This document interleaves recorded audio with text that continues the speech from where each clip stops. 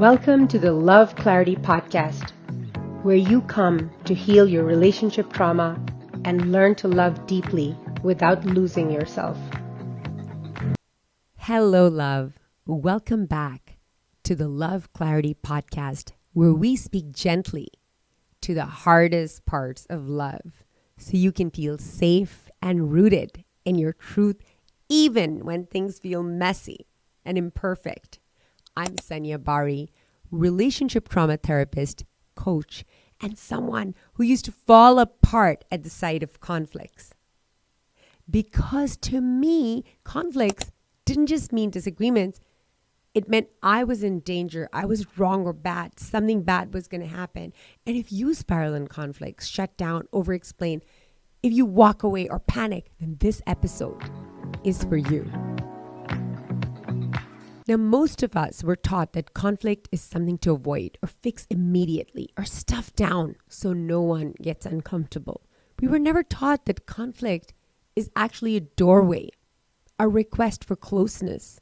As Dr. Mary Hulnick at the University of Santa Monica, when I was attending there, she would say, issues are not in the way. They are the way. They are the portal out of wherever you feel trapped, just like that, conflicts are the same. Instead, conflicts end up feeling like abandonment. They trigger that deep fear of being wrong or wronged, rejected, unlovable. And there were so many years of my life when I gave everything that I could to my relationships, to everything that I did, until something would go wrong. And of course, something would always end up in the human experience going wrong at some point.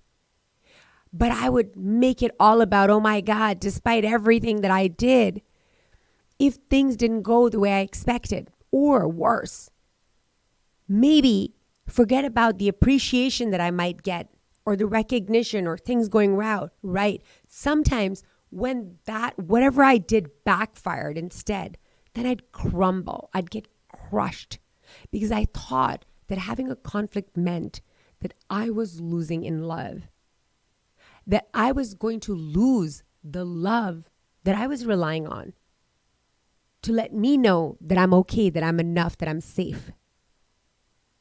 But that's not what conflict really means. When conflict happens, your nervous system starts to scan for danger, starts to scour your environment out for danger. Especially if you were raised in an environment where love felt conditional, like it was put at the end of a stick, like if you do this, then you'll get that. When the connections were fragile because I really love you if you're good, but then if you're not, then you know what, not that I'm not going to get, I'm going to hold love from you. That love depended on something occurring. When even a sigh and a silence or a sharp tone can start to feel like an earthquake because of that nervous scanning that we start to do. It's not just this moment of conflict. It's every other moment like it that came before. Every disconnection that you didn't have the tools to navigate, every rupture that you weren't helped to repair, every single one of those broken moments, those broken pieces, those broken circuits, all of those put together, compounded together, that's why conflict feels like it does, like a catastrophe, like the end, when really it's not. So what I have for you is a reframe that changed everything for me. Conflict is not rejection. It is a call for connection. That when someone raises their voice, when they pull away, when they say you didn't get it, what they're really saying is, I don't feel safe. I don't feel seen. I don't know how to stay close right now. That it is a call for closeness. And when you're going to get triggered by the conflict, you might be saying the same thing.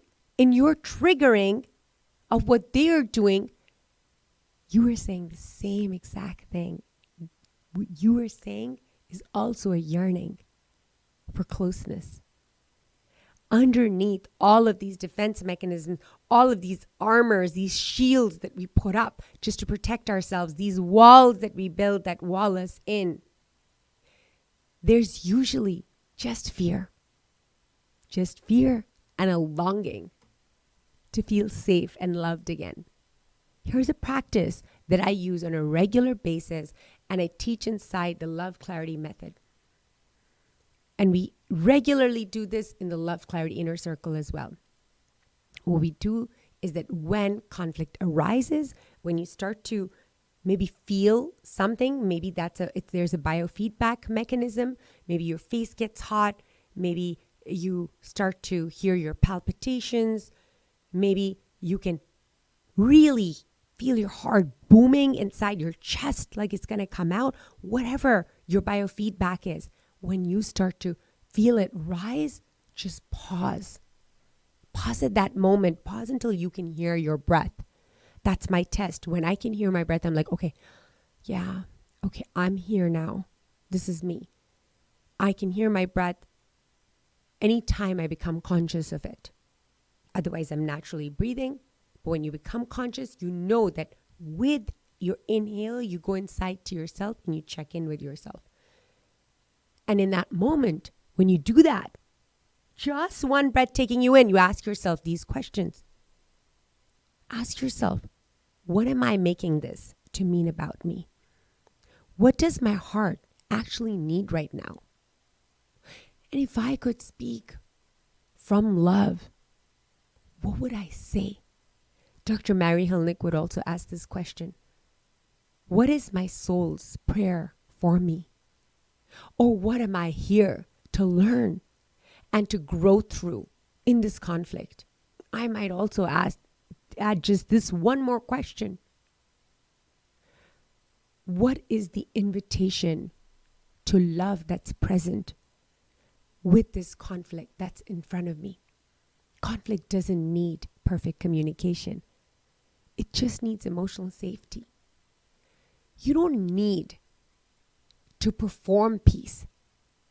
You just need the tools to stay present inside that discomfort, to give yourself enough comfort that you create for yourself with your own loving without abandoning yourself or attacking the other person. That's where the healing happens. That's when the love grows. That is when you have used the conflict for you and not against you.